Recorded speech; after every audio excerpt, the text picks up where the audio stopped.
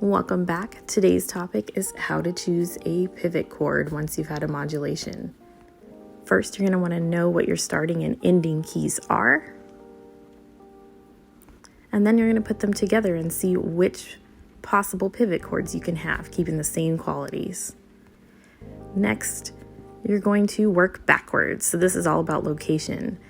Past any accidentals and don't modulate on an applied chord. Something to keep in mind. And this one reiterates number 3. Try to pivot without any accidentals. So you may remember this example from my modulation tonicization video. We're going to continue with this. We know we're going from C major to G major, but let's see where we can pivot.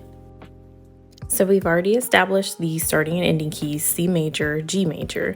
So now we need to find those possible pivot chords. So we're going to come down and just do a little scratch work down here, part 2 here. We're going to start with C major, and we're going to write all the Roman numerals in C major.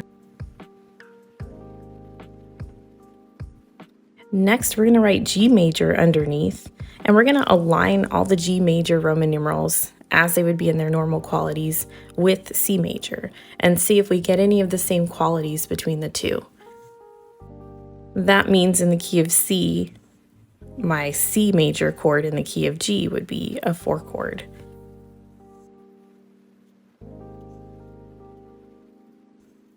Now we have the process of elimination. So any of the qualities that don't match up, like if there's a major and a minor together, they're not going to be a pivot chord. Major and diminished, not a pivot chord. Diminished and minor, not a pivot chord. So look what we're left with. These are all of our possibilities.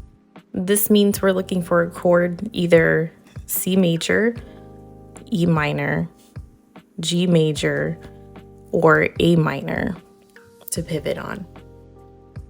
Now we need to find that perfect pivot spot. We don't want to go beyond this C major half cadence because we know we're not in the key of G yet. We know we're starting to be in the key of G with those F sharps there. So you're going to want to look at the rest of this and see if any of these can be in the key of C major, and if not, maybe back up a little bit. Right here we have D, F sharp, A, C, which is actually a 5/7 in G already. So we're probably already in G at this point. That way you're able to narrow it down. So let's look at this third beat here. It's GBD, which is one of our pivot chords here. That will work.